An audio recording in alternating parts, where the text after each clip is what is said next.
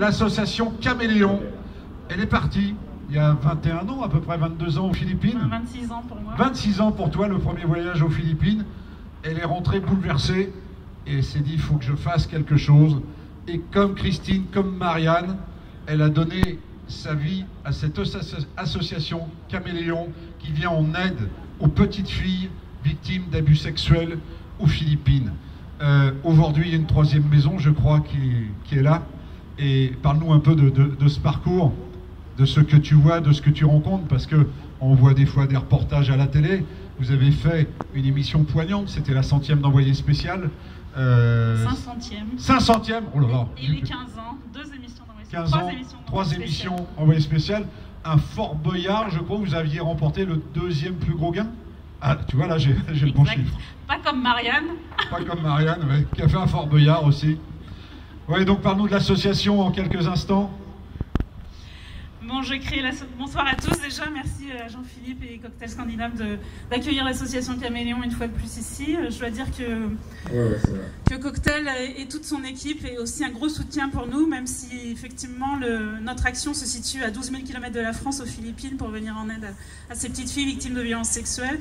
Mais depuis 3 ans, on intensifie nos actions aussi en France, ce qui est un peu triste. Ça veut dire que partout dans le monde et également dans notre pays, il y a beaucoup de cas de violences sexuelles sur les enfants et principalement des cas d'inceste.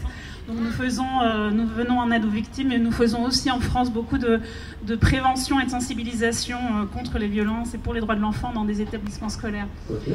Maintenant, moi, ma grande joie, c'est de voir, comme l'a dit Marianne, et je pense comme le pense aussi Christine, des jeunes qu'on a aidés, des petites filles qui sont arrivées chez nous à 5 ans et qui maintenant ont terminé leurs études supérieures et sont elles-mêmes actives au sein d'associations bénévolement pour aller parler au plus grand nombre, aux médias, dans les écoles, de ce qui se passe, des violences sexuelles et comment protéger les enfants.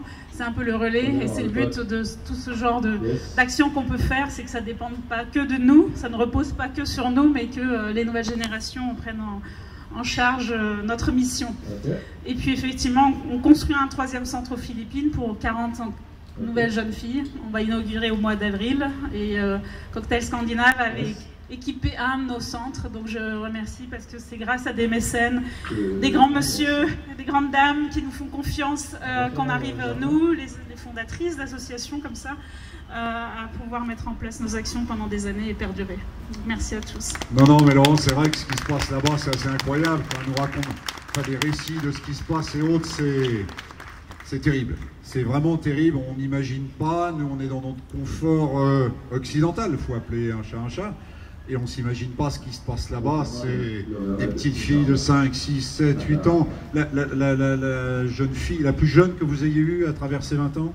5 ans, on prend des filles dès l'âge de 5 ans jusqu'à 18 ans, sont placées par les services sociaux, et puis jusqu'à la fin, jusqu'à ce qu'elles terminent leurs études supérieures. 5 ans victimes de violences sexuelles, c'est terrible. Et en plus, Laurence qui aide aussi des familles, des maisons et autres, et régulièrement, en ce moment c'est l'Indonésie, mais régulièrement les Philippines sont touchées. Le centre a été en partie détruit il y a... En 2013. En 2013. Mais là récemment, heureusement on n'a pas été touché, mais vous avez tous dû voir à la télé que les Philippines ont également été touchées par un typhon qui a traversé effectivement l'Asie du Sud-Est. Et Laurence a déteint sur la culture des Philippines. Bon, c'est tombé, on va reconstruire. Voilà, c'est pas grave. On est vivant, on est là, regarde les petites filles, elles grandissent, elles vont bien, c'est que matériel. Et c'est vrai que nous, on va rayer un pare-choc de voiture sur le parking de Carrefour, c'est un drame. Alors bon, faut pas être démago non plus, mais c'est vrai que t'as toujours, comme vous, toutes les trois, c'est fabuleux d'avoir toujours cette marche en avant. Puis ce qui nous fait extrêmement plaisir, c'est que de cette association, un jour, il y a une jeune fille, Laurence, elle m'a dit, j'en ai une qui ferait bien le grand pas pour venir en France. Ça a été très compliqué pour la faire venir. Et à l'époque, on avait pu, grâce à François Lamy, maire de Palaiseau, qui était député et autres. Et ça fait combien de temps maintenant de Gina? Ça fait 7 ans ou 8 ans. 7 ans. Qui est arrivée à quelle heure à l'association? À quel âge à l'association? Oh, elle avait 22 ans. 22 ans. 23 ans. Elle avait vraiment avancé au fil des années sur l'association et autres. Et elle travaille au magasin de Chamonix depuis 6-7 ans.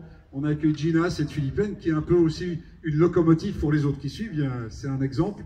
Et peut-être que dans les mois à venir, il y en aura une qui pourrait nous rejoindre, on va voir.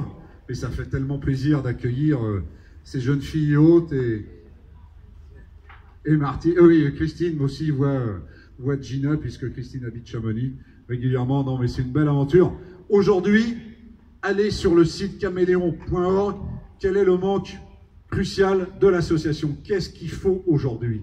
Voilà, on a besoin de parrains-marraines pour prendre en charge la scolarité des enfants. Donc, si vous avez envie d'associer vos enfants à un parrainage d'une petite fille ou d'un petit garçon au bout du monde, on recherche chaque année des parrains. Donc, sur le site de l'association, caméléon-association.org, vous pourrez voir toutes les infos. Puis, comme on construit un nouveau centre et qu'on se développe, on a besoin aussi de dons, bien sûr, ouais. Donc de soutien d'entreprises et de particuliers pour nous aider à continuer nos actions également en France. Parlez-en à votre entreprise, peut-être.